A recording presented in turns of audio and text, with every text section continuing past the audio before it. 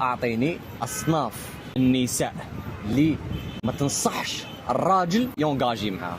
بيان سور شوف، اصناف النساء اللي بيان سور ما نصحش الراجل اللي هو اخي الكريم راجل، لا ماشي نقول ذكر، ما نقولش حميده ستار باسكو تمشي شغلنا هذا. الراجل يا خويا عندك حاجه الاولى، لاننا الامامه اخويا لازم كاين اصناف باش ما نخلطوش في الدين، باش ما نغلطش ثاني يا خويا باينين اللي تلقاها كما نقولوا الخراجه الولاجه تاع الزنقه والدنيه وما عندهاش اللي يحكم فيها، اللي ما عندهمش راجل في الدار كما قال لي انا ابي الله يرحمه، نقولها ونعاودها، الراجل بون الدار اللي ما يحكمش فيها راجل ما حش تحكم خويا العزيز.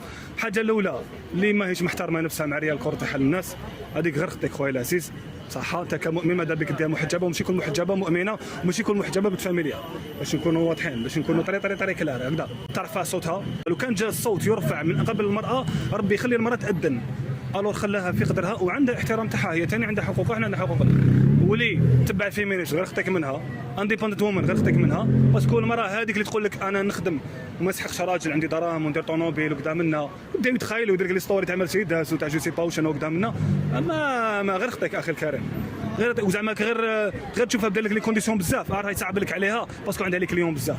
بنت فاميليا ما تصعبها لكش، كي تشوفك راجل تقبل بيك بلي فيك وبيك بعيوبك، باسكو بنت فاميليا تلقى لك شر مره والخير مره.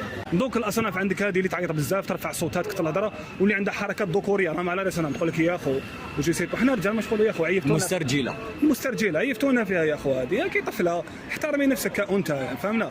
دوك حنا بالك انتم هذوما جينيراسيون جديده، بكري عيل توقف قدام طفله الور لا تشوف في طفله يسمى باش نكونوا واضحين، طفله اللي ترفع صوتها مع يماها واللي تكثر الهضره مع يماها وتكثر الهضره مع باباها واللي تزيد عليها بزاف، سورتو انفلونسوز اللي تبارطاجي تصاورها، باسكو اللي تبارطاجي روحها للناس ما يشتاعك هذا خويا العزيز، هذا ما كان.